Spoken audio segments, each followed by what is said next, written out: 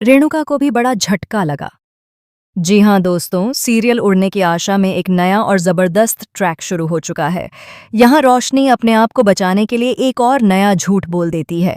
वह कहती है कि उसके पापा अब इस दुनिया में नहीं रहे, क्योंकि वह नहीं चाहती कि देशमुख परिवार दुबई जाकर उसकी असलियत के बारे में कुछ भी पता लगाए।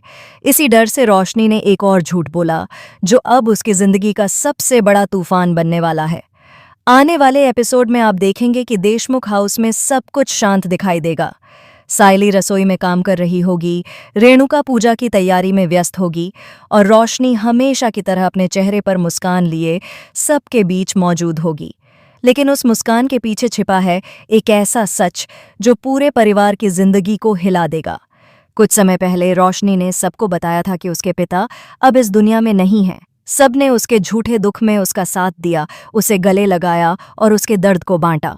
रेणुका ने तो उसे अपनी बेटी की तरह अपना लिया था और सायली ने भी उसे अपनी बहन और दोस्त माना था, मगर हकीकत कुछ और ही थी। असल में रोशनी के पिता जीवित थे और उसकी असल पहचान वह खुद सबसे छुपा रही थी। उसे डर था कि अगर सच्चाई सामने आ गई तो लोग उसे अपनाने से इनकार कर देंगे, इसलिए उसने यह झूठ बोला। लेकिन अब वही झूठ उसकी जिंदगी का सबसे बड़ा बोझ बन गया है। धीरे धीरे सायली को रोशनी की बातें अजीब लगने लगीं। कभी उसका अतीत कुछ और होता तो कभी उसके बयान बदल जाते। सायली को एहसास हुआ कि रोशनी कुछ बड़ा छुपा रही है। उसने उसकी हर बात, उसके चाचा से हुई बातचीत और उसके पुराने किस्सों को जोड़ना शुरू किया। जैसे जैसे टुकड़े जुड़ते गए, सच्चाई सामने आई और सायली के पैरों तले जमीन खिसक गई। वह सीधे रोशनी के कमरे में पहुंची। आंखों में आंसू थे, लेकिन आवाज सख्त थी। रोशनी, ये सब क्या है? तुमने कहा था कि तुम्हारे पापा नहीं रहे, लेकिन सच्चाई कुछ और है। तुमने सबको धोखा दिया है। रोशनी की आंखें झुक गईं। वह बोली, सायली, मैं मजबूर थी। मुझे डर था कि अगर सबको पता चल गया कि मेरे पिता कौन हैं और मेरा अतीत क्या है तो मुझे घर से निकाल दिया जाएगा। सायली ने कहा, हमने कभी तुम्हारे अतीत के बारे में सवाल नहीं किया। हमने तुम पर भरोसा किया था, लेकिन तुमने हमारा भरोसा तोड़ दिया। इतने में रेणुका वहां आ जाती है और पूछती है, क्या हो रहा है तुम दोनों के बीच? सायली जवाब देती है, काकू, रोशनी ने झूठ कहा था कि उसके पापा मर चुके हैं। यह सुनकर रेणुका सन्न रह जाती है। वह रोशनी की तरफ देखती है और कहती है, क्या यह सच है?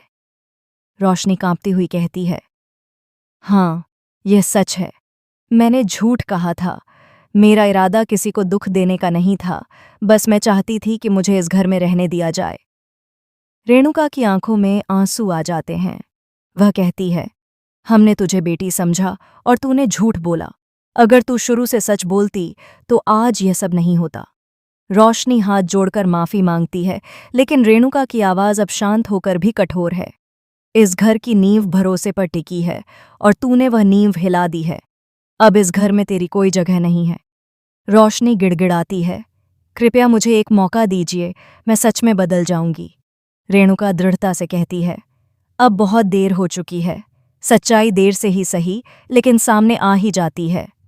सायली उसके पास आती है और कहती है, अगर तू सच में बदलना चाहती है तो अपने अतीत को स्वीकार कर, उसे छुपाना बंद कर, वरना तुझे कभी सुकून नहीं मिलेगा, सिर्फ पछतावा।